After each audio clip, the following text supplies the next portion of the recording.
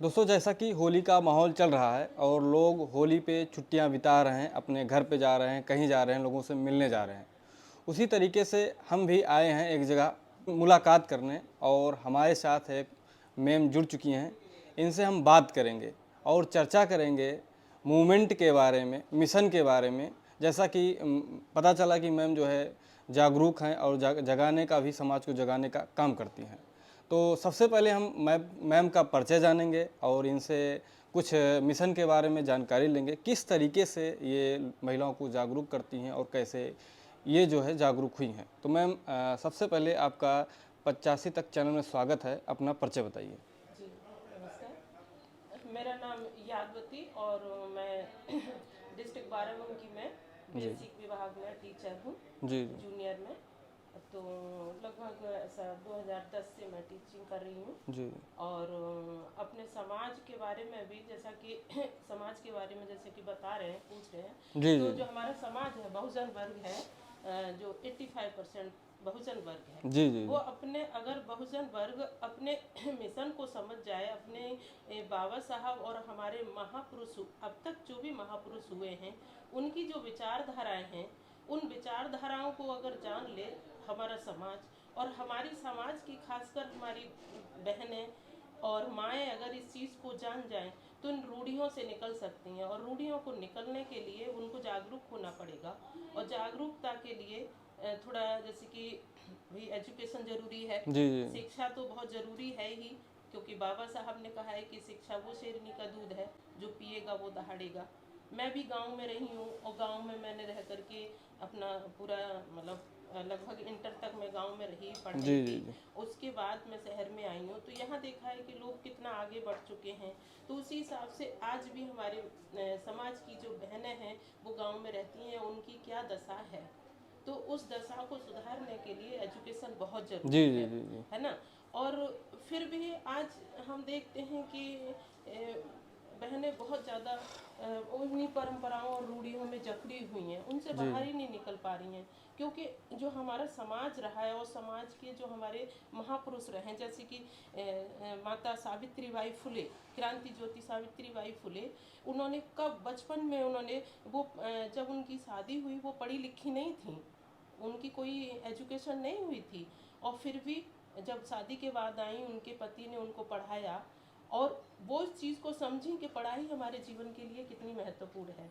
अगर हम पढ़ते हैं तो जो महिलाओं की जो दुर्दशा हो रही थी, जी और महिलाओं के साथ इतना ज़्यादा अत्याचार होता था, उनको बिल्कुल, मतलब एक जानवर से भी बदतर उनकी ज़िंदगी थी। क्या उनको अधिकार मिले हुए थे, ना कोई उनको समझ थी।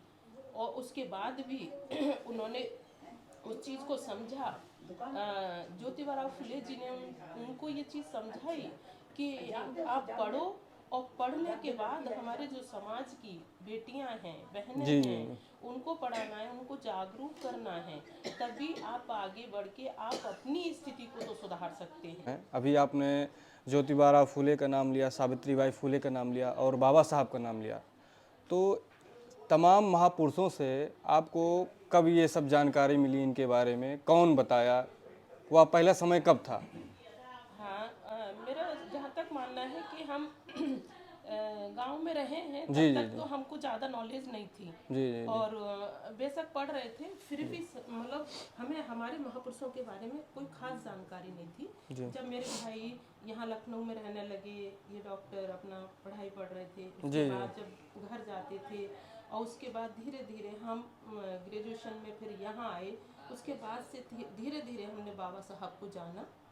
और अब 2-4 साल से हम पीबीएसपी से भी थोड़ा सा जुड़े हैं। जी तो जी उसमें जाकर के हमको बहुत चीज़ें नॉलेज, मतलब हमारे जो समाज की जो ज्ञान वाली चीज़ें हैं, जी जी वो हमको जानने को मिली। जैसे कि साहब काशीराम के बारे में, कि जी जी उन्होंने जी मिशन को कैसे आगे बढ़ाया, उन्होंने उनका क्या अपना त्याग, और कैसे उन्होंने अपना समाज को आगे बढ़ाने के लिए कितना संघर्ष किया, कितना लोगों को जागरूक किया। और सबसे बड़ी बात है कि उन्होंने एक समाज में एक यूनिटी लेके आए, समाज में एकजुटता लेके आए। जैसा कि महिलाओं की जो भागीदारी है मिशन में, वो बहुत कम देखने को मिलती है। तो इसके लिए क्या कोई प्रयास आपकी तरफ से जारी है या नहीं?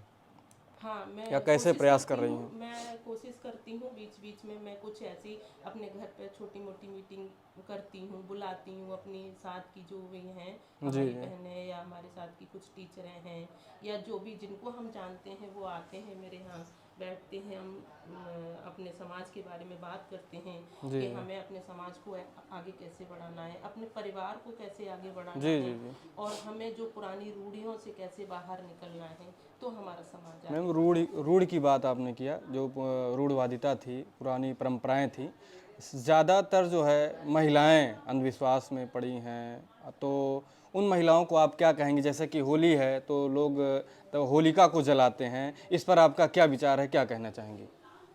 मेरा मानना है कि इस तरह से क्योंकि उनको जैसे कि गांव में जो बहनें हैं जो बिना पढ़ी लिखी हैं क्योंकि उनका कोई दोष नहीं है क्योंकि उनको पढ़ाई से वंचित रखा गया। जी तो जी जी। अब अगर अब मौका है तो हमें जो अब वो पढ़ तो नहीं सकती हैं मगर अब जो नई पीढ़ी है जो बहन बेटियां हैं उनको हमें ज़्यादा से ज़्यादा पढ़ाना है और अपने इतिहास के बारे में बताना है कि ये चीज़ें सही हैं या गलत हैं, जी रूढ़ियां हैं तो किस तरह से हैं, जी कहीं जी। ऐसा तो नहीं ये गलत हैं। एक महिला को जलाने के बाद हम खुद क्यों खुशी मनाएं? भाई वो होलिका क्या इतिहास है कि कोई होलिका थी, महिला थी, उनको जलाया गया और जलाने के बाद हम अगले दिन होली रंग लगाएं, खुशियां मनाएं, मिठाइयाँ बांटें, तो ये कहाँ का उचित है? मेरे ख्याल से तो बिल्कुल उचित नहीं है और मैं इन चीज़ों को अब बिल्कुल ही नकार चुकी हूँ, मैं बिल्कुल नहीं मानती हूँ और ना मुझे इस पर बिल्कुल विश्वास है मैम और जैस मैं जी चाहती हूँ कि मेरे समाज की बहनें हैं वो भी इस चीज़ को जानें। मैम, जैसा कि आप एक अध्यापिका हैं, तो बच्चों को कैसे क्या पढ़ाती हैं कि वो लोग उनके अंदर भी जो है जागरूकता आए, तार्किकता आए, कैसे क्या पढ़ाती हैं? हाँ, मैं जैसे कि हमारा अपना इतिहास है कि हमारे भारत को कभी सोने की चिड़िया कहा जाता था, तो क्यों कहा जाता था और किसके शासनकाल में कहा जाता है कि महान सम्राट अशोक के शासनकाल में हमारा भारत सोने की चिड़िया था। क्यों था? क्योंकि उन्होंने इतना समाज के प्रति इतना वो समर्पित हो चुके थे, उन्होंने अपना सब कुछ कहा कि मेरा जो कुछ भी है वो मेरा समाज है और समाज को उन्होंने अपनी समाज की या हमारे राज्य की जो जनता थी उनको उन्होंने उसको पुत्र के समान माना जी जी जी। और एक पिता अपने पुत्र की जैसे देखभाल करता है वैसे उन्होंने उस सम्राट अशोक ने अपने सम्राट अशोक शासनकाल में जी तब हमारा देश क्योंकि तब सभी सोने में की चिड़िया का। भाईचारा बना जी और भाईचारे के साथ उन्होंने सब एक साथ आकर के उन्होंने काम किया हर चीज में, तो हमारा देश सोने की चिड़िया बना। और आज क्या है देश में छोटी चीज़ों में उनमें फूट डाल दी जाती है, या तो कहें साजिश के तहत ये होता है या हमारी नासमझी में होता है, जी दोनों जी। ही चीज़ें हो सकती हैं। मैम, कैसे क्या किया जाए कि जो हमारे समाज की महिलाएं हैं उनके अंदर भी जागरूकता बढ़े और वो अंधविश्वास से दूर हो जाएं? उसके लिए है कि हमें ज़्यादा से ज़्यादा लोगों के बीच में मिलना, लोगों के बीच में अपनी विचारधाराओं को रखना।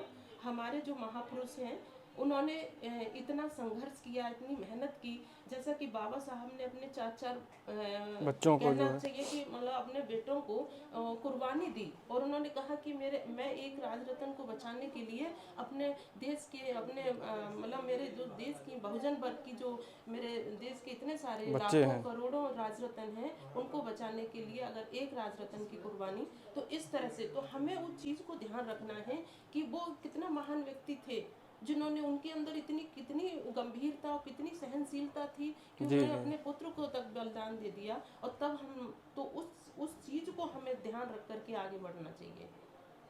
बताया जाता है कि जो सरकारी विद्यालयों में जो है शिक्षा व्यवस्था सही नहीं है और अपने समाज के बच्चे ही सबसे ज़्यादा सरकारी विद्यालय में जो है पढ़ते हैं।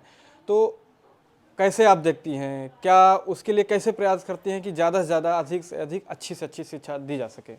हाँ, उसके लिए तो देखिए ये एक सरकारी संस्थाएं सरकारी चीज़ें हैं तो उसमें हम कुछ कर नहीं सकते हैं, हम अपनी तरफ से जी इतना प्रयास कर सकते हैं कि हमारे जो पता है जैसा कि आप बोल रहे हैं कि वहाँ ज़्यादातर बहुजन वर्ग के ही बच्चे जी जी आते जी हैं, जी। तो हमारा अपना प्रयास ये होना चाहिए कि उनको हमें बिल्कुल जो सही इतिहास है वो बताना चाहिए और सही और गलत क्या है उस चीज़ में भी उनको फ़र्क आना जी चाहिए। जी जी। जैसे कि मेरे यहाँ बच्चे जैसे वो प्रेयर होती है, जी, जी, प्रार्थना हर स्कूल में होती जी, है, जी, सभी के यहाँ होती है।